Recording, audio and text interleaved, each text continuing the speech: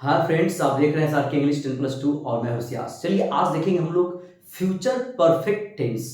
Future perfect tense. तो सबसे पहले समझेंगे कि फ्यूचर परफेक्ट को पहले बढ़िया समझेंगे।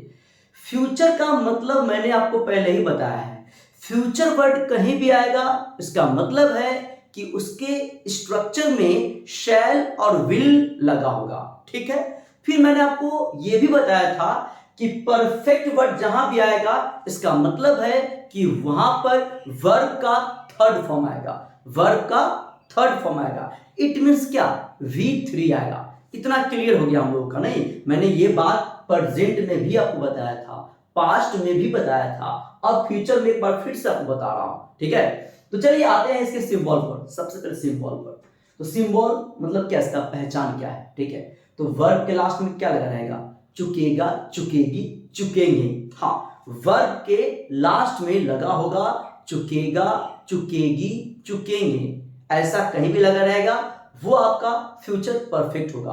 क्योंकि फ्यूचर में ये एक्शन कंप्लीट बताएगा। जैसे कि क्या बोलेगा कि वह सुबह तक क्रिकेट खेल चुकेगा, वह होली तक यहां आ चुकेगा, तुम खाना खा चुकोगे, तुम लिख चुकोगे। ठीक है। मैं दूध पी चुकूंगा। तो ये सब पी चुकूंगा, खेल चुकूंगा, ये सब फ्यूचर में कहीं ना काम आपका क्या है? कंप्लीट बता रहा है। फ्यूचर में एक्शन कंप्लीट बता रहा है कि ये काम फ्यूचर में आप कर चुकेंगे। मैं 2024 तक घर बना चुकूंगा। मतलब 24 जब आएगा ना तब हम घर बना चुकेंगे, ये बात बोल रहा है। ठीक है। तो ये फ्यूचर का एक्शन है और फ्यूचर में ये काम कंप्लीट बता रहा है। ठीक है। तो सिंबल आपने देख लिया है। अब आते हैं स्ट्रक्चर पर। तो मैंने पहले ही बताया है कि फ्यूचर बोले तो शैल और विल। तो यहां शैल और विल है, बिल्कुल है। फिर मैंने आपको बताया था कि परफेक्ट का मतलब क्या होता है? वर्ब का थर्ड फॉर्म V3। तो यहां V3 भी है। ठीक है। और मैंने आपको यह भी बताया था, याद करिए, सिंपल फ्यूचर में मैंने आपको बताया था कि शैल विल के बाद शैल विल में घमंड होता है ना? क्या घमंड है भाई?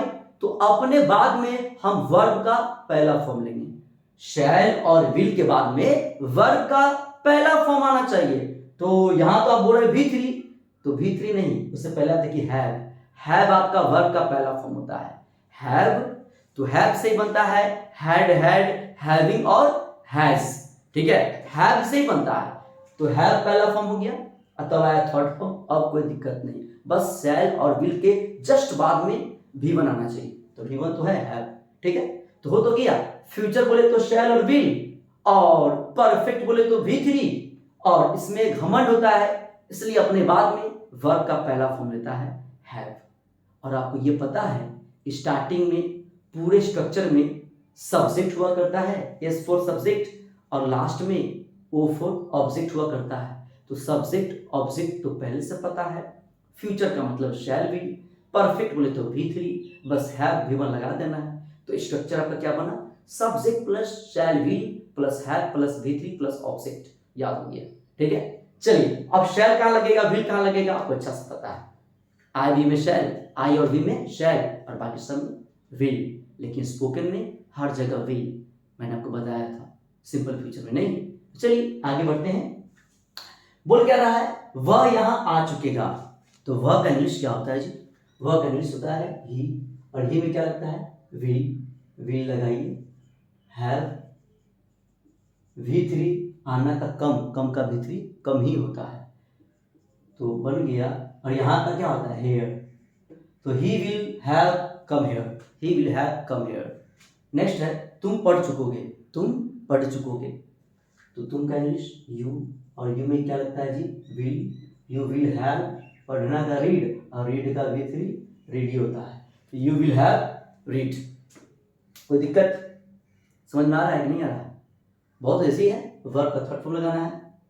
अब आते हैं इसके निगेटिव स्ट्रक्चर पर। निगेटिव, तो निगेटिव आपको पता है कि कहीं भी निगेटिव नॉट लगाएंगे ना तो थर्ड नंबर में लगाएंगे। Third number 1 2 3। तो 1 2 3 3 यहाँ रहा तो नॉट यहीं लगेगा। ऐसा नहीं कि हैव के बाद नॉट लगाइएगा। तो स्ट्रक्चर क्या बना, subject plus shall be plus not plus have plus V3 plus object.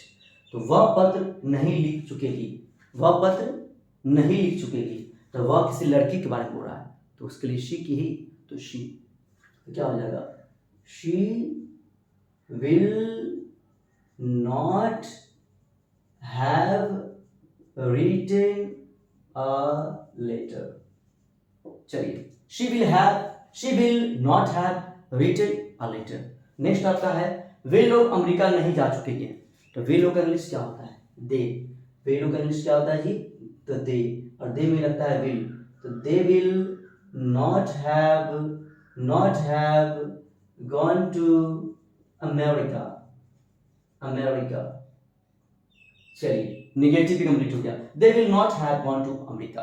अब आइए इंट्रोगेटिव पर। इंट्रोगेटिव में आपको अच्छा से पता है कि पहले हेल्पिंग वर्ब लिखाता है, तो शैल और विल को मैंने बाहर कर दिया, फिर सब्जेक्ट है, फिर हैव है, फिर V3 है, फिर ऑब्जेक्ट है, और लास्ट में क्वेश्चन मार्क, क्योंकि क्वेश्चन पूछने का ही काम करता है आपसे, नहीं आपसे ये क्वेश्चन पूछता है। और इसका स्टार्टिंग क्या से होता है, इसे बोलेगा क्या तुम ताजमहल देख चुकोगे, क्या तुम पटना जा चुकोगे, क्या तुम उसे पढ़ा चुकोगे, क्या क्या क्या लगा रहेगा, तो बनाइए ना, क्या तुम ताजमहल देख चुकोगे, तो तुम का इंग्लिश यू होता है, यू में भी लगता है, तो विल यू हैव, देखने का सी, और सी का भीतर seen the Taj Mahal, will you have seen the Taj Mahal. Next क्या है, क्या वह विद्यार्थियों को पढ़ा चुकेगा, तो क्या हो जाएगा, will he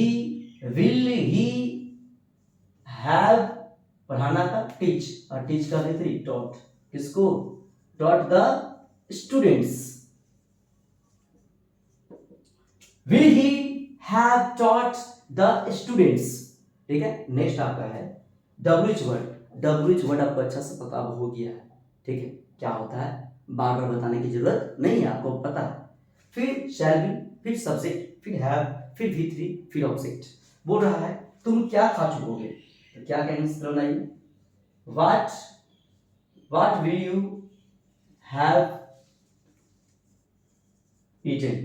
you have eaten।